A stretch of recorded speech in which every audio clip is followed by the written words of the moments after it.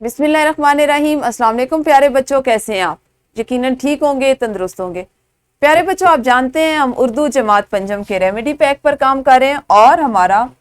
آج کا جو کام تھا جس کو آپ نے مکمل کیا وہ تھا تذکیر و تانیث، یعنی مذکر مؤنث جاندار اور بے جان اس کے مطابق افعال کا جملوں میں استعمال کر سکیں۔ آپ کے پاس بہت سے ایسے الفاظ دیے گئے جو مذکر یا مؤنث ہیں، آپ نے اس کے بارے میں لکھنا ہے، وہ جاندار ہیں یا بے جان ہے، اس کی پہچان کرنی ہے، اس کے مطابق اس کا فعل یا اس کا جملہ بنانا ہے۔ جملہ اس طرح سے ہو کہ اس میں اس کا فعل ظاہر ہو رہا ہو، کیونکہ آپ جاندار کا بنائیں گے تو وہ کچھ اور ہوگا، اور اگر بے جان اسما جو تذکیر و تانیث کے لیے استعمال کیے جاتے ہیں ان کا جملہ بنانے کا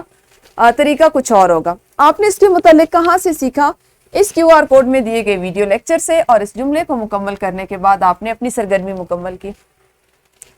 یہ سرگرمی ہماری روزمرہ زندگی کے بہت قریب ہے، قریب اس طرح سے ہے کہ آپ نے یہ بات محسوس کی ہوگی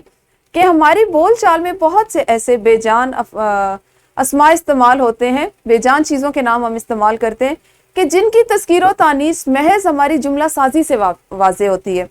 جیسے پہاڑ، کیٹو، ملکہ، مریخ، قرآن پاک، دریا، ملک، شہر۔ یہ وہ چیزیں ہیں جو بظاہر جاندار نہیں ہیں، جو جاندار ہیں ہی نہیں، ٹھیک ہے، لیکن جب ہم ان کو تذکیر و تانیث میں لاتے ہیں، اس پہ جملہ سازی کرتے ہیں، ان میں بات کر رہے ہوتے ہیں تو ہم بھول جاتے ہیں یا ہمیں اس وقت اندازہ نہیں ہوتا کہ آیا یہ مذکر میں آئے گی یا مؤنث میں، اور اس کا فعل کس معنی میں استعمال ہوگا، اور اس کو ہم جملے میں کیسے استعمال کریں گے۔ آپ کو اس ویڈیو لیکچر کو سمجھنے کے بعد، دیکھنے اور سمجھنے کے بعد اندازہ ہو گیا کہ ان میں سے کون سے الفاظ، جیسے زمین ہے، مریخ ہے، قرآن پاک ہے، دریائے چناب اور کیٹو ہے، ان میں سے کون سے الفاظ مذکر ہیں، کون سے مؤنث ہیں، اور اس طرح سے آپ نے جملہ ایسا بنانا تھا کہ جس میں اس کا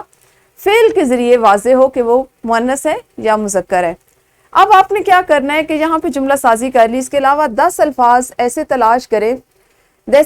جو آپ کی روزمرہ زندگی سے متعلق ہوں، ان کو سوچیں، ان پر درست جملے بنائیں۔ اس کے لیے آپ اپنے والدین سے مدد لے سکتے ہیں، ان کی رہنمائی میں 10 الفاظ منتخب کر سکتے ہیں اور ان کی بہترین جملہ سازی افعال کے مطابق کر سکتے ہیں جس میں ان کا مذکر یا مؤنث ہونا واضح ہو۔ اپنا خیال رکھیے، ریمیڈی پیک کو مکمل کرتے رہیے۔ اگلے حاصل تعلم کو مکمل کرنے کے بعد اس پر بات کریں گے، تب تک اللہ حافظ، شکریہ۔